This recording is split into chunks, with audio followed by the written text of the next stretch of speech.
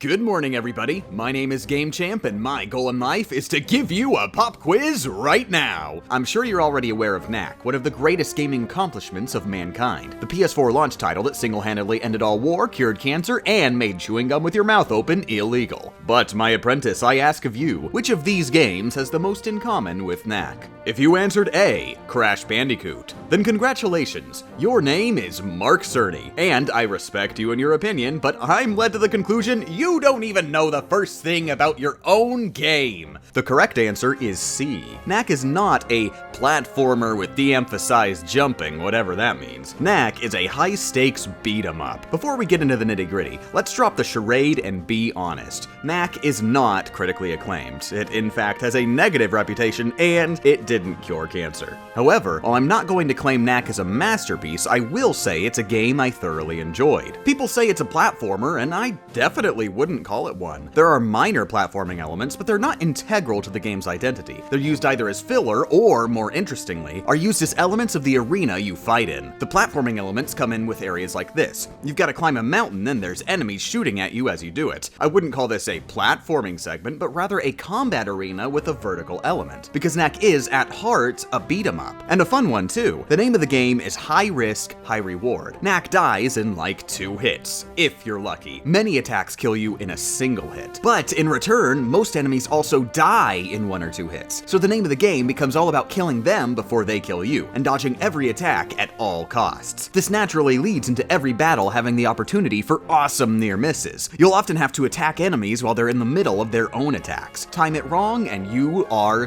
dead. And the really neat thing about Knack, even when you die, it's fun. Knack is one of those games that incentivizes player death, like in Resident Evil 4 with Leon meeting ultra gory fates, or how an arrow, how did that get in there? But unlike those games, it's awesome to watch in a more family-friendly tech demo way. Knack just explodes. Every little individual marble scatters on the ground, carried by momentum, and it is beautiful. How often do you play a game where when you fail at it, it puts a smile on your face? And the bigger Knack is, the more glorious it gets. When Knack grabs health pickups, they make him grow progressively bigger and bigger. One of the common complaints is that the size mechanic doesn't actually matter in the grand scheme. Knack encounters size barriers and bulks down or up based on the level you're playing in. But about that, size still matters. The gating mechanisms, especially the ones that shrink Knack, are actually there not to trivialize the mechanic, but to allow the player to get the full effect out of it more often. I can see why people missed it though, because it's not entirely obvious, and the game doesn't go out of its way to explain it to you. See, as Knack grabs relics to slowly grow in size, it's not just a cosmetic change, nor is it just a minor change in his moveset and health upgrade. He becomes stronger, which is the most obvious difference, seeing as he might be able to kill enemies in 1 hit that previously took 2, but less obviously, and more importantly, he gets larger range and moves faster relative to the enemies. It's why sections where you play as small Knack are still difficult, even though the individual enemies seem like they should be simpler to fight. Little Knack has to practically already be touching his opponent to deal damage to them, on top of doing almost no damage. Thus, you see the most drastic change from increasing Little Knack's size. He quickly goes from being totally outmatched to a viable competitor after grabbing just a few relics. It's also important to note, you shrink in size if you take damage but still manage to survive. So even within a self-contained battle, Knack's size could potentially change, which fundamentally changes how dangerous the enemies are, and therefore how you approach them. This becomes most obvious when Knack uses other elements, which allow him to grow very gigantic but under some limitations. If Ice Knack stays out in the sun too long, for example, the ice melts. Knack doesn't die if the timer runs out, he'll just be smaller, which is itself a death sentence, because all the enemies are going to be way bigger than you now. This naturally suggests that in this area, the player should be more aggressive. You don't have time to dodge enemy attacks, you're gonna have to make the first shot. It's one of the examples of how Knack varies its combat scenarios, and that's the segue into the section in which I talk about how Knack varies its combat scenarios. Once again, one of the common complaints I heard about Knack was that every battle felt the same, that it was a mindless slog beating up the same enemies over and over. And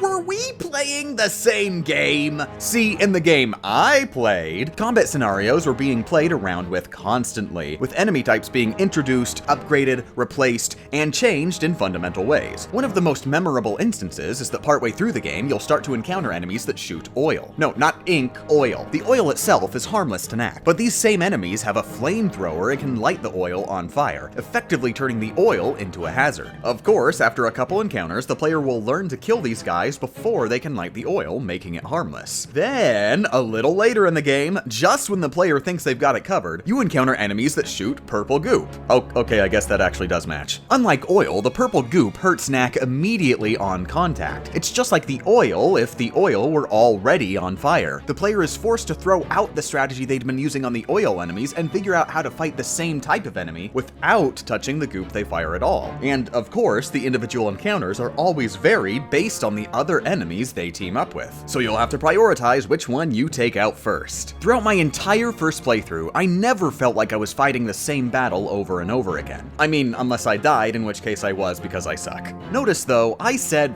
first playthrough. I think the only major flaw with Knack isn't encountered until after beating the game. The post-game is just horrendously structured. They have collectibles scattered throughout the game behind breakable walls, and only behind breakable walls. They didn't bother thinking of many ways to hide these, so they end up being boring to find. And guess what? Collectibles are randomly placed with no guarantee you'll get a new one in any individual chest. It's literally required to play the game again under exactly the same circumstances as the first playthrough, for no reason other than to grind predetermined collectible locations for random loot. It's stupid, but really, this is the game's only glaring flaw, and I'd like to point you back to the fact this flaw only shows its ugliness after you've already beaten the game. And that first trip is a fun ride. The highlight of the game for me is rampaging around a city as battles become increasingly over the top, with Knack getting larger than he's ever been at any prior point in the game. And the coolest part about it is you don't just arbitrarily grow larger. You start the level at Knack's smallest size, and by the end you've collected enough relics that you're throwing tanks at airplanes. I'm guessing they sneak in load zones during cutscenes or something like that, but they're hiding it real well. It feels like a smooth transition from puny little weakling to unstoppable monster. If you skipped out on Knack and wrote it off as a meme,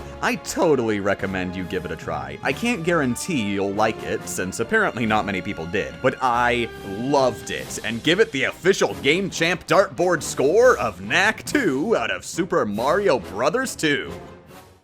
Special thanks to all Patreon backers, including Lord Orenzi, Eric Flynn, Les Lamb, Zany Band, Super Scrub ZO, RB Drox, Zalino, Mr. Harry Wonka, Mrs. Seckman, Andrew Seibert, Exanon1, Matt Smith, Alexander Botkin, and Chris Nate. Let me know how and why this video sucks and how I can improve in the comments below. Muchos apreciados for watching, and get out of my house.